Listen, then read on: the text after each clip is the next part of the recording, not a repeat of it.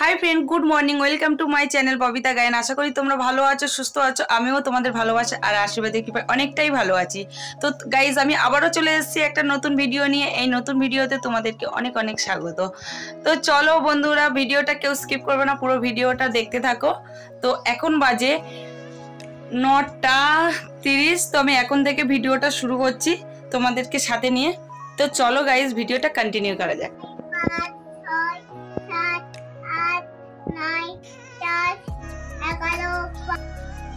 চলো, এদিকে তো মেয়ে পড়ছে, ওর টিফিন বানিয়ে দিতে হবে। ও একটু টিফিন খাবে, বললো মা আমি সুজি খাবো।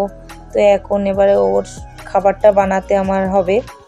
বাড়িতে বাচ্চা কাচ্চা থাকলে আর তাদেরকে নিয়েই সারা দিনটাই কেটে যায়। তাদের আবদার মেটাতে মেটাতে যে নিজেদের দিকেই খেয়াল রাখা হয় না। আর এটা আমার পক্ষে শুধু নয়, এটা সব মায়েদের পক্ষেই এটাই, যে বাড়িতে বাচ্চা স্বামী এদেরকে নিয়েই সারা দিনটা কেটে যায়, যে নিজেদের দিকে আর তখন মানে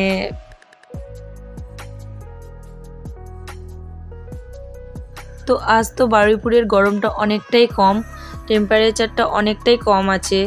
তো যেহেতু কাল রাত্রে আমাদের এখানে মানে বারুইপুরে ভীষণ ঝড় বৃষ্টি হয়েছিল, যার ফলে ঠান্ডা ঠান্ডা ওয়েদারটা এখনও আছে। এমনি থেকে মেঘ মেঘ হয়ে আছে এখনও পর্যন্ত, মানে বৃষ্টির পূর্বাভাসটা কাটেনি, বৃষ্টি হওয়ার চান্স আছে। তাই ঠান্ডা ওয়েদারটা আরও সুন্দর লাগছে, মানে হয়ে আছে এতক্ষণে। তো যাই হোক, আমার তো টিফিন বানানো হয়ে গেছে বাবুর জন্য। সুজির উপমা ওর জন্য রেডি, আর এদিকে আর দুধ আছে, তো একটু দুধটা গরম করে দিয়েছি, ব্যাস এটা ওর খাবার হয়ে যাবে টিফিন। তো এই যে সমস্ত আমার একদম রেডি করে নিয়ে আমি চললাম,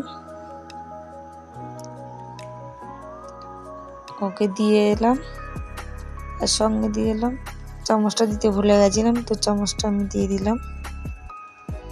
আর আমার জন্য তো কালকে রাতে আমি ভাত একটু এক্সট্রা হয়েছিল, তো ফেলে দিতে তো আর পারি না। তো ওই ভাতে একটু জল দিয়ে রেখেছিলাম, তো ওই জল ভাতটা আমি আজকের খাবো, অল্প এক মুঠো মতন। তো এই যে এই রেখে দিয়েছিলাম, এইটুকুনি আমিই খাবো। খেয়ে তারপরে আমরা কমপ্লিট করে আবার রান্না বসাবো। তো চলো, আমাদের তো টিফিনটা আপাতত কমপ্লিট হলো। এখন এবারে দুপুরের খাবার বানাতে হবে। বাড়িতে থাকলে সকালে কি খাবো, দুপুরে কি খাবো, সেই নিয়েই এখন চিন্তা আমাদের। তো চলো কি করা যায়। তো আমি তো ঝুড়ি নিয়ে অলরেডি পুকুর পাড়ে চলে গেছি, দেখতেই পাচ্ছ, কারণ সকালবেলা উঠেই ব্রাশ করতে করতে একটু পুকুর পাড়ে থেকে এসছিলাম। তো দেখছিলাম ভীষণ মানে শাক হয়ে আছে, খুব সুন্দর তাজা তাজা।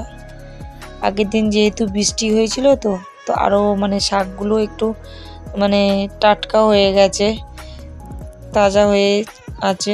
তো দেখতে ভালো লাগছিল। এগুলো কলমি শাক বলে, তো আমি জানি না তোমরা কি বলো, তো কমেন্ট করে জানিও। তো এক ঝুড়ি পুরো মানে শাক তুলে নিয়ে এলাম, কলমি শাক। তো এটা সুন্দর করে ধুয়ে পরিষ্কার করে এগুলো কুচো কুচো করে কাটবো। কতগুলো শাক, অনেকগুলো। এই যে এই শাকটার সাথে দেবো। তো এই শাকগুলো আমি ছোট ছোট করে কেটে পরিষ্কার করে ধুয়ে নেবো জলে। তো ধুয়ে নিয়ে আমি ভাজা করবো শুকনো লঙ্কা ফোড়ন দিয়ে। এই তো এই শাকটা শুকনো লঙ্কা ফোড়ন দিয়ে পেঁয়াজ দিয়ে ভাজা করলে তো সত্যিই খেতে ভালো লাগে। তো দেখবে বাকি তরকারি ফেলে রেখেই শাক দিয়ে মানে ভাত খাওয়া হয়ে যাবে সুন্দর করে ভাজলে। তো বিনা সারের শাক এমনিই থেকেই টেস্টি, বুঝতেই পারছো। তো এর সঙ্গে 2-3 রকম আবার মিক্সড করে যে শাকগুলো হয় না, এই যেমন লাল শাক, তারপরে সজনে শাক, এগুলো দিয়ে একসঙ্গে ভাজলেও ভালো লাগে। তো চলো, আমি তো শাকটা কেটে কুটে পরিষ্কার করে ভালো করে ধুয়ে নিয়ে চলে এসেছি ভাজতে। তো শাকটা আমি আবার বসিয়ে, তো মেয়েকে আবার স্নানে নিয়ে যাব, ওকে স্নান করিয়ে আবার তাড়াতাড়ি খেতে দিতে হবে, কারণ আজকের অনেকটাই লেট হয়ে গেছে। তো এই শাক তুলতে গিয়ে কি আর করা যাবে। তো শাকটা ততক্ষণে হোক, আর এদিকে দেখো ওই যে মেয়ে একা বসে বসে টিভি দেখছে। এতক্ষণে তো মায়েদের ওখানে দৌড়াদৌড়ি করতো, কারণ ওখানে অনেক সঙ্গী পেয়েছিল, এখন ওর সঙ্গী টিভি। তো যাই হোক, মন মেজাজ খারাপ করে বসে বসে টিভি দেখছে।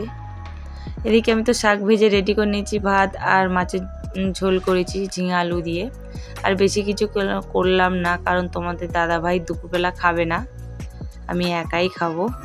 আর এই যে দেখো সানে নিয়ে যাব, সে কোথায় ঢুকে গেছে খুঁজে পাচ্ছি না তাকে। দেখো চারিদিক এই যে কুলারের পেছন থেকে বার হচ্ছে এত ডাকার পরে।